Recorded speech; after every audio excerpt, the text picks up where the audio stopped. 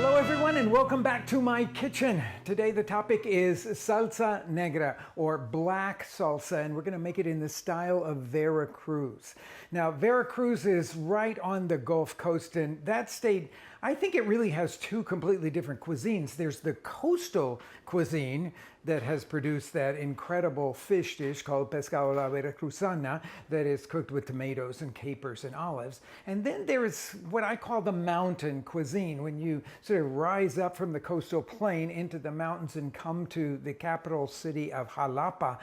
You will find very interesting moles and vegetable dishes that really, they're just exciting beyond belief. And that's where I first tasted Salsa Negra. And it is made from the local chipotle chili. Okay, so this is where chipotles come from, the smoke-dried jalapeno. And it is cooked with roasted garlic over a long period of time with a fair amount of piloncillo, that unrefined sugar that they have there. Well, it is a real labor of love to make.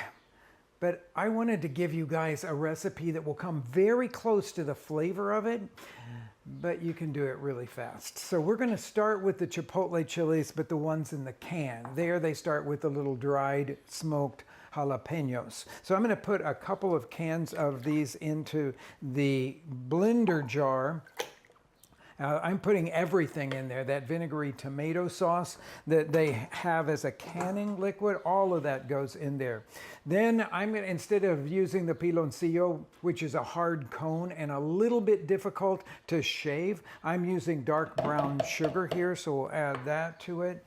And then, because we are going to utilize this in several different preparations, I like to add a little bit of vinegar to it. Typically in Veracruz, unless they're going to make it into a marinade, they don't add the vinegar to it. But I'm going to add 1/4 cup, again, of something very dark, because as this salsa negra cooks for hours and hours in the state of Veracruz, it becomes almost jet black, hence its name. So we're going to put dark vinegar, a sort of sweet dark vinegar in there. And then I've got a little bit of molasses that's going to go in there as well. That will underscore the flavor that you get from piloncillo. This is going to be about 2 tablespoons of that. And we'll let that dribble down in there.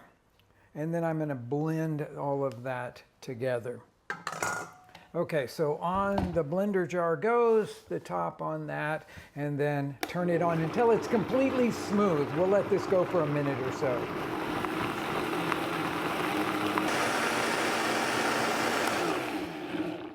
Now I left one ingredient out, and that's just about 1/2 cup of water in this, because we're going to simmer this for about 1/2 hour, and it's going to need that extra liquid. So just a quick pulse to blend in the water. And then this is going to go into about 3-quart pan. And I'm going to set this over now a medium heat. And I will just stir that a little bit here and let it come to a simmer. Adjust the temperature so that it simmers very gently for about 1/2 hour, and you will notice that the color will darken considerably. All those flavors will come together, and you're going to have something that I think is going to be surprisingly delicious to you. We're going to come back at the end of it and add one other ingredient, which may surprise you, but it's what brings out that beautiful richness that we all associate with Salsa Negra a la Veracruzana. Okay, this has cooked down. It's look at it. I mean, it's so much darker than it was when we started. So it's getting to be that sort of salsa negra color. It's really thick, almost the consistency of tomato paste. Now that's not going to be our finished amount here, or our finished consistency there. And this is sort of the ringer ingredient. You certainly wouldn't find this in a salsa negra made in the old-fashioned way in Veracruz, but it brings out what we call the umami flavors, those really intensely delicious flavors. I'm going to put 1/4 cup of soy in here. And with the other bold flavors that we have going, You won't even notice that there's soy in this. You'll just notice that it is incredibly delicious. It also darkens the color, obviously. Now, this is a salsa that can stay in your refrigerator for a couple of months, really. But what would you do with it? Because it doesn't look like a chip and dip salsa, and it's not. Well, I'm going to show you how to make one of my favorite sort of baked goat cheese appetizers to share with friends, and use this as part of that. But you could also just brush this onto eggplant that you get at the farmer's market and then grill it. Super delicious, that. Or you might even want to use sweet potatoes or butternut squash grilled with this as a marinade. It's absolutely delicious. I need to taste this before we go any further. Spicy, smoky, real deep, rich flavors.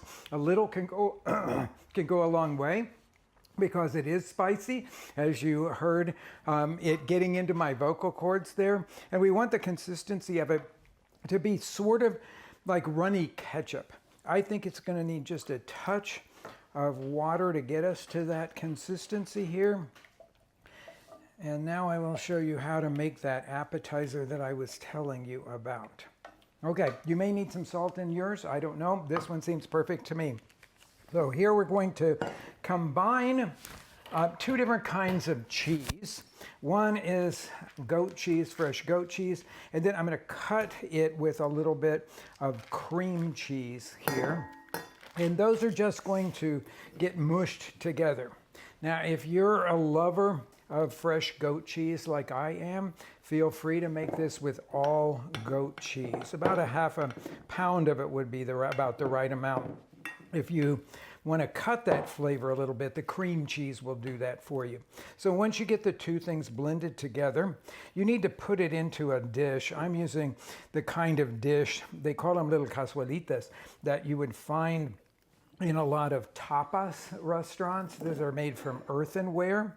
And I'm just going to smear the cheese into it. And then we're going to level the top so that we can splash on that salsa negra. So when you get this pressed into it, like that, then clean up the sides. I think I'm just going to pull off the last little bit of this. Clean off the sides of your baking dish. And we're going to put, and this is always up to you, the quantity, 2 to 3 tablespoons of this salsa negra over that. So I'm just going to grab a spoon so that you can see what this looks like when we do this here. Now this, remember, is spicy. So a nice little cap of it over the top of it, just about that much.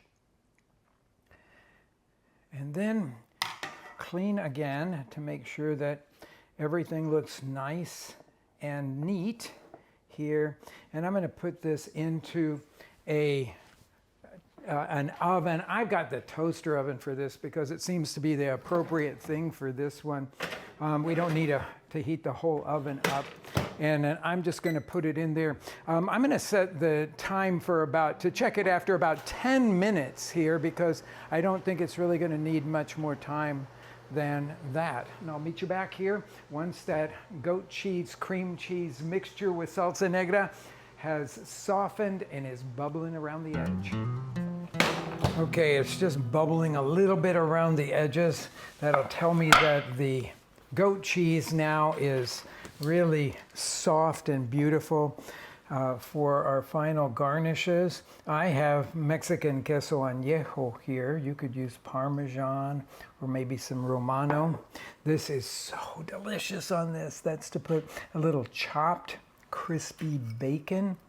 And then I like to put some leaves of cilantro on there because their herbal quality will really contrast beautifully with all of the rich and spicy flavors that are there. So just scatter those guys over the top of it. Set this out for your friends when they come over, and you have something that is incredibly, incredibly special.